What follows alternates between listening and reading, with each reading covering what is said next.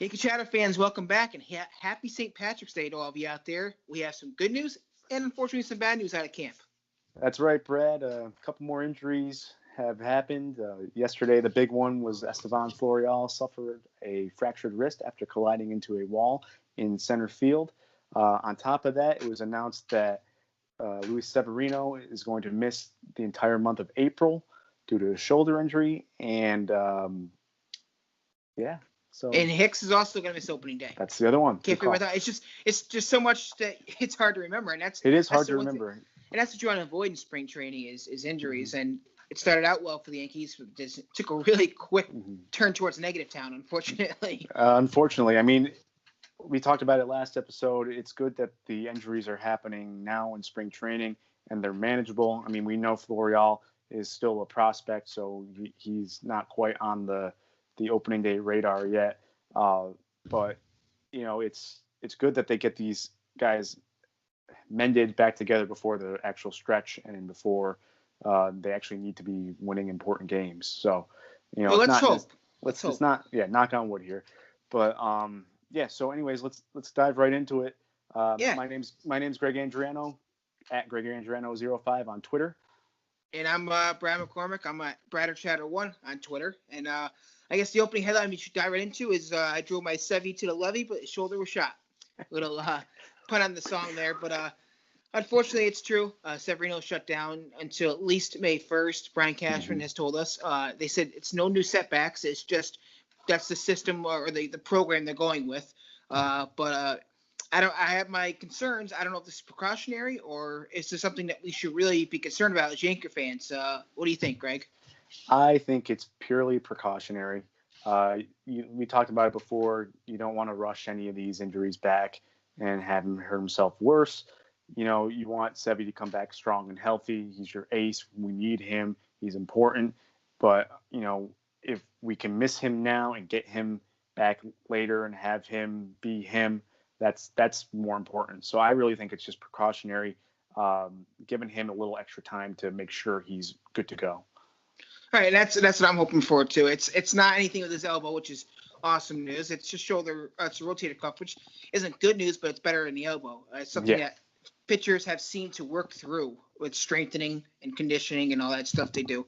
But yeah, I agree. I think this is strictly precautionary. This is what the Yankees have set up as a timeline. They'd rather have him miss the full month of April and maybe part of May instead of missing August or September because he came back too soon. So I agree. It's still crappy news. It sucks. It sucks. It really does because you were counting on having him for the whole season. You just signed that extension. Big money. Well, not big money, but big money for him. And you want a healthy Severino because a healthy Severino is a beast. I mean, we've seen it in the past. We've seen it the first half of last season, the first half of the season before. He has Cy Young caliber first halves of the season. But, maybe this isn't a bad thing. Maybe by delaying him and giving him a fresh start in May also pushes back or extends his life throughout the length of the season. He had trouble making it through a whole season. The fatigue sets in and he's thrown. He's not the same pitcher towards the second half of the season as he is the first half of the season. So maybe by pushing it back a little bit, you get a stronger Sevy in September as opposed to fizzling out in August or July. Yeah, that's what I thought too. I said, all right, maybe he missed the first month, and maybe that's an extra month of life he has on his arm. But then I'm thinking, well, he's not missing a month because he's suspended or anything. He's missing a month because he has an arm injury. So I don't know if that really saves any wear and tear on his arm. It might. I hope it does. But I don't know how the shoulder's going to respond. I mean, think about it. He's not using his arm. That's a whole month. That's a whole month. He's not using his legs. Yeah, that's a whole month of torque that he's not getting on his shoulder. That's a whole month of motion that he's not putting on his legs. As much or as strenuous as he would be as he was pitching every 5 days. So that's probably not a bad thing for endurance purposes. It's not what everyone wants, but it's happened, and I know it's been talked to death. But since the new news came out that he's definitely out till May, it's pretty alarming news. And now the other thing that we have to talk about is as soon as this announcement came out, Yankee fans came out of the woodwork everywhere and said, let's get Keuchel, let's get Gio. But it seems like they're kind of settling in the farm system right now with Sessa, Herman, or Loizica. So what do you think about that? Well, we talked about it a little bit last episode, or the episode on starting pitching, and Herman and Sessa have been pitching really well so far this spring. I mean, both of their ERAs are under 2. Sessa's under 1, and Loizaga has struggled. But he pitched today against the Orioles, and he threw three shutout innings, 1 hit. He didn't have any strikeouts, but to me, the fact that he threw 3 innings, the fact that he only gave up 1 hit, and he only had 1 walk is a good sign. He's trending in the right direction, which leads me to believe that if the Yankees were going to use a bullpen day or do bullpenning, and he's trending in this direction where he's getting his walks down and he's getting pitching to contact, that maybe he could be a solution for a bullpen for an opener. I'm still not on the bullpenning train yet. You might just have to hop on that train. It's still relatively new to me, but you're right. I can't change anything about it. So I think those 3, if they were to sign someone outside the organization and bring in a free agent, those 3 would be a good candidate for openers or for like a bullpen day. Yeah, if you're watching these spring training games on the Yes Network, David Cohen especially is very high on Loizaga's stuff. He still maintains that Loizaga has the highest ceiling, the best stuff, but he's just not there yet. Mm-hmm. Whereas Sessa Herman have more experience in the major leagues, and it's kind of showing this spring. It's true. So I think that's the way they go. Like you brought up, bullpenning, that's still a definite option. And I think any 3 of these guys can open a game. Right, but I only see that happening, Brad, if they sign a Gio Gonzalez or a Keuchel. Yeah. I mean, you're going to get Sevy back. You're going to get CC at some point. Yeah, you might want to throw in a bullpen day somewhere in the middle to give your guys an extra day rest here or there. So these are your candidates, and they're also good candidates for spot starts, which I think is a dying trend here. It is.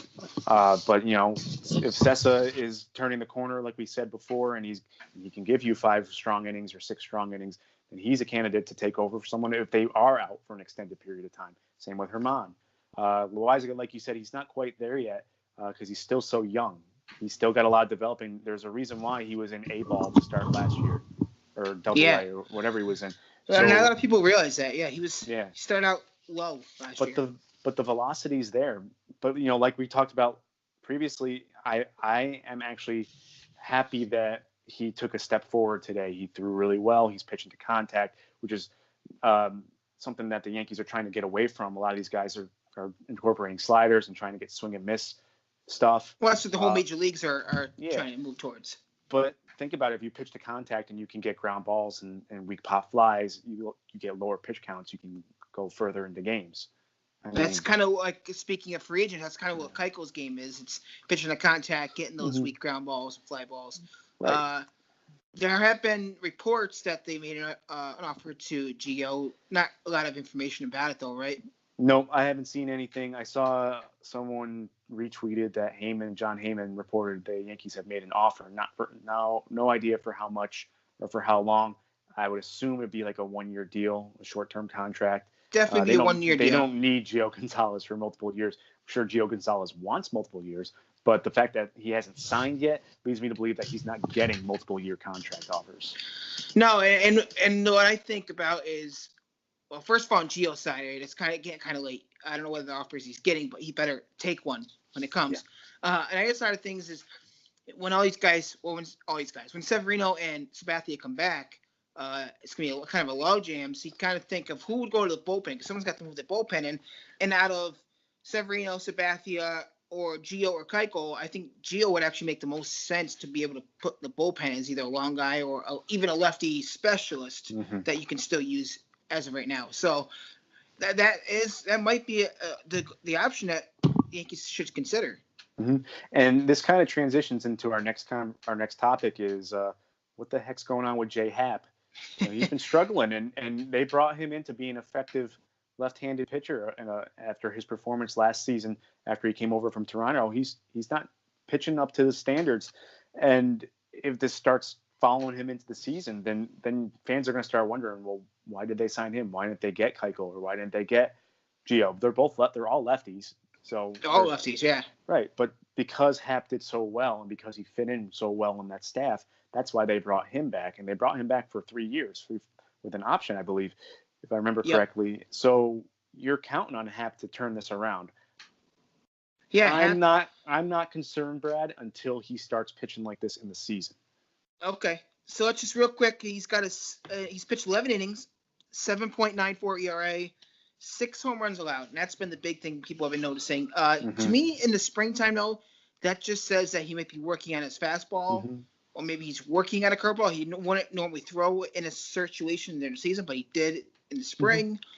So that's why I can see why you're not too concerned, but at some point, even as a starter is trying to work on things, if his stats are this bad, you kind of want to think he wants to start turning things around and get some confidence, though, right? Right. I think that he is probably still working on stuff, and trying different pitches in different situations, like you said. So I would look at his next start. His next start will be key. If he's still giving up home runs and not getting outs and giving up runs like he has been doing, then maybe the concern starts to set in. But if he does like Loizaga did today, where he pitched a couple shutout innings, if Happ does that, then maybe he's reverting back to his approach he had last year when he came over and going through pitch sequences that he did there, which were effective. And maybe he's kind of like, he'll probably scrap this. Well, I'm done working on this stuff. I need to have some good outings so I can get a little confidence, and not only in myself, but in the front office and the team. Because, you don't want a guy that you brought in to pitch and pitch well. You don't want him going out there every 5 days struggling, and you're going to lose your team's confidence pretty quickly if you're the Yankees. Especially. Let's get one thing straight. If Happ starts going the wrong way, then you got to look at Rothschild. I know we were always on him, and I know what there's been. There's two sides of this. A lot of people actually on Twitter defend Rothschild a lot, but if this is yet another pitcher that goes backwards instead of forwards, you got to start looking at the coach. I mean, that he's there for a reason. I mean, you're right. You're absolutely right. And I know exactly what you're saying. I think you and I were having a conversation, and some guy on Twitter was like, oh, Rothschild's supposedly a genius. It's not his problem. And I was like, well, bring in David Cohn as the new pitching coach. And people are against David Cohn as the pitching coach for some reason. Yeah, for some reason they're really against him. If you listen to him talk about pitching on any broadcast that he does, he knows what he's talking about. I've never see Rothschild give an interview. I never hear him talk about pitchers. I never see anything. And for another guy to come over from a different organization who's pitching really well, and to come over to the Yankees and not pitch well, that to me is concerning. That to me goes back to the coaching, like you said. Yeah. And so why keep sticking with a guy who can't teach new pitchers when they come over to the Yankees? Listen, Sonny Gray, hate him or love him. I know most people hate him because of the way he pitched in New York and the way he handled the media. But he decided to speak out. A lot of these guys won't speak out against coaches because they're professional. They don't want the word to get around the game that he's he's uncoachable, a bad teammate. But he said he didn't like the pitches that they were trying to make him throw in New York, and it just screwed up with his game. And you know what? Not that he was going to be a good pitcher anyways, but he was awful, and it was very, very surprising how awful he was. So it might be some truth to it. Yep. I mean, these guys are effective for a reason when the Yankees trade for him, right? They're doing something right. So you would think they would try to carry that over, and maybe they do come over and Rothschild pitches this whole slider, or the Yankees pitch this whole slider heavy pitching approach, and these guys buy into it because they're like, oh yeah, well, the slider's a good pitch. But sometimes you got to pull the plug on something, and if it's not working for a guy, then you can't keep forcing him to do it. Obviously, it's not helping him.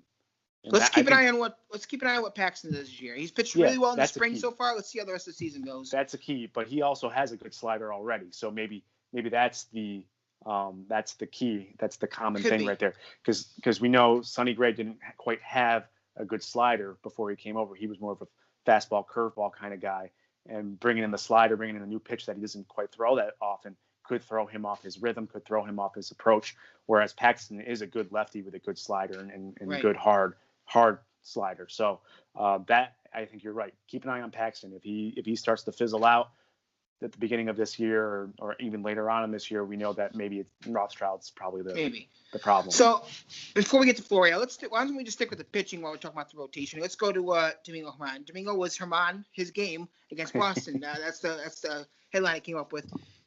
Pitched very well against Boston. 4 innings pitched.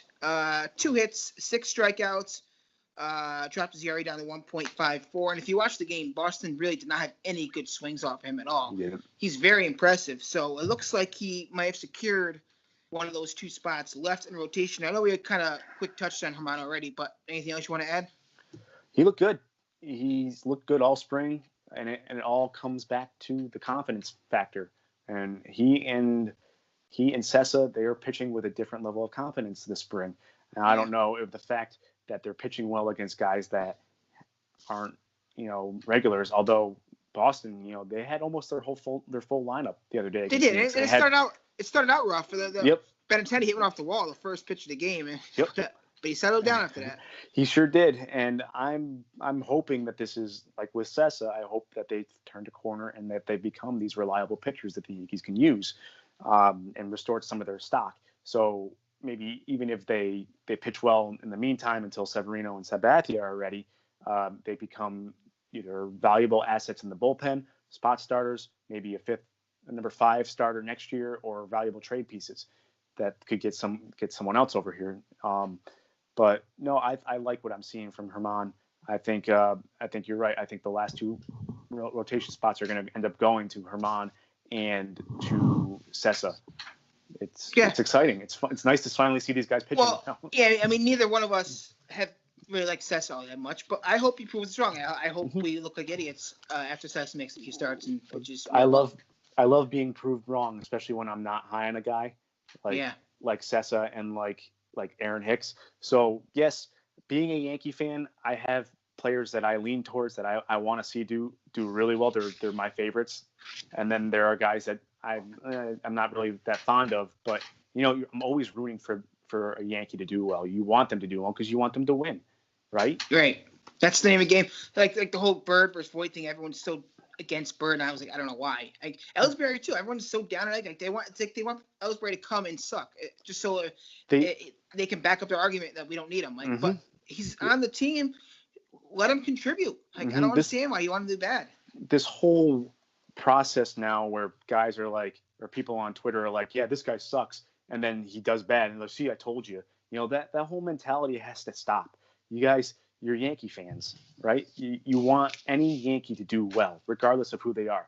I mean, so what if Bird does well and he ends up winning the starting job? Good for him. He deserved it. He played well and he earned it. Yeah. And I mean, who knows what happens to Voit?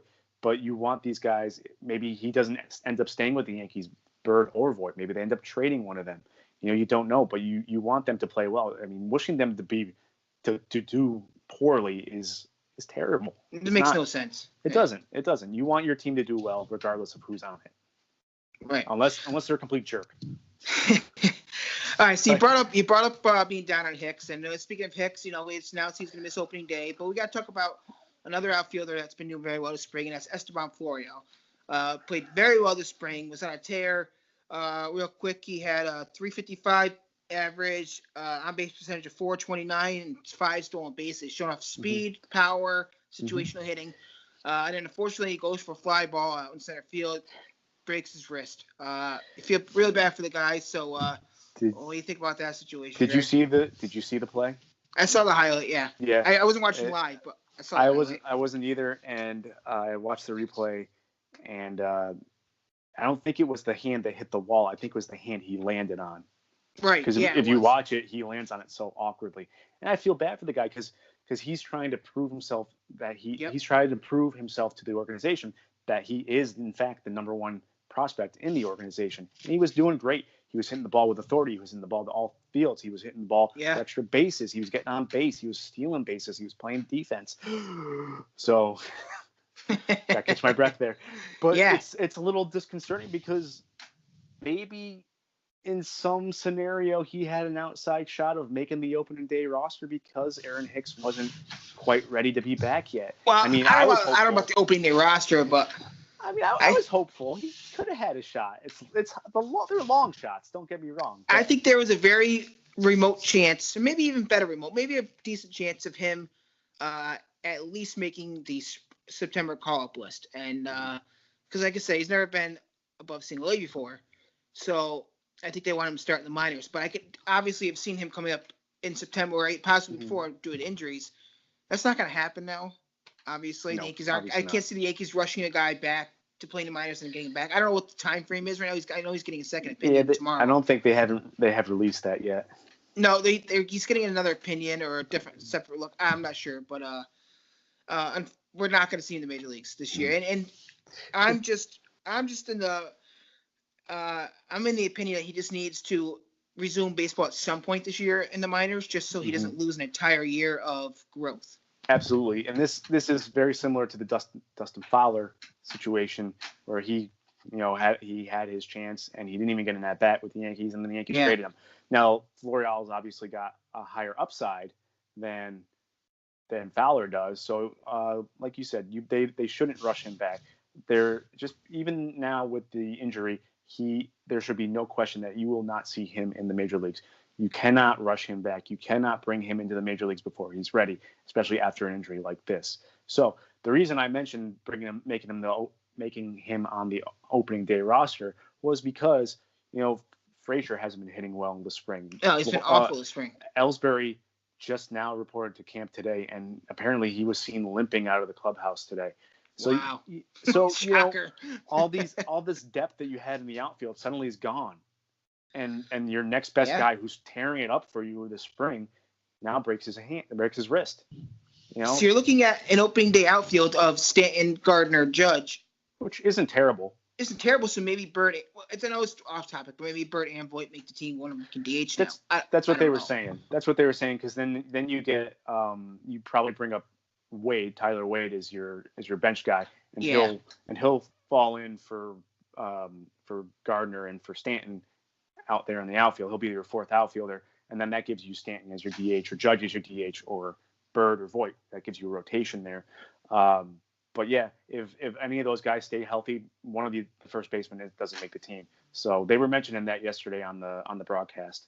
Or the day before on the broadcast, that now that there's all these injuries, Bird and Voit will probably both make the team. Oh, these injuries. I mean, this isn't in our notes. We were going to talk about it, but everyone's kind of ignoring how bad DJ LeMahieu's been. He's had another awful day today. Yeah, he went. I got the stats up. Oh, that's the Baltimore. He played in the Philly game, right? I got the stats up right here. Yeah, he went 0 for 4 again. His batting average is 167. He's got to get it going at some point in order to, make fans realize that the Yankees brought him over for some reason, right? Yeah. I mean, he still has a higher spring training average than JD Martinez, right? That is true. So back to Voit and Bird for a second, or mainly Voit. The other benefit is that Voit can play the outfield. He has actually played, I think, right field before. Voit has, really? Voit, he has some experience in the outfield. And Tyler Wade plays the outfield too. Tyler Wade can play anywhere except for catcher. So that's the benefit of him. And because Tyler Wade's been having such a great spring, it would lead me to believe that he's your fourth outfielder going into the season. Yeah, he's going to have to be, because Frazier's not playing well enough to make us. You know what? Mm-hmm. And Frazier, I've always had a soft spot for him, because he always got just very unlucky. But this year, it's all on him. He has a chance to make the opening day roster, especially now with the injury, and he's just not playing well at all. Yeah, so. I mean, he had a triple yesterday. I think he had 1 or 2 hits yesterday, but then he puts up another goose egg today. You go in 0 for 3 against Baltimore.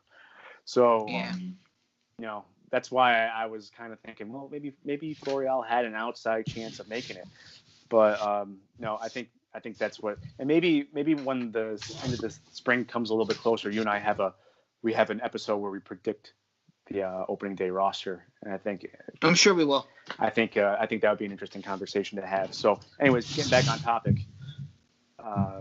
we were talking about Florial and Hicks missing opening day. Yeah, Hicks missing. Yep. So he says he'll be ready for the second series against Detroit. So, which again leads me to believe that Wade's going to be your fourth outfielder, and they're not going to carry an extra pitcher. They need the bench. They need someone off the bench. They need the bench right now. Yeah. Mm-hmm. So, I think that wraps up this episode of Spring Training Update, right? Yeah, I think so. I think we covered everything. So, with that said, find us on all the social media, like we always say: Facebook, Twitter, Instagram. Just search Yankee Chatter. Look for us on iTunes. Search Yankee Chatter there as well, and subscribe to our YouTube channel. You're already watching it. Might as well click that subscribe button. Just click that button. Click it. Click it. Click it. Yes, that's all for episode 16 already of Yankee Chatter. We're getting there. We're getting high up there. We're getting up there. Episode 17 will be out very soon after this. So thank you again for watching, and hopefully you tune in for the next one. That's right. Brad McCormick, Greg Andriano. Talk to you soon.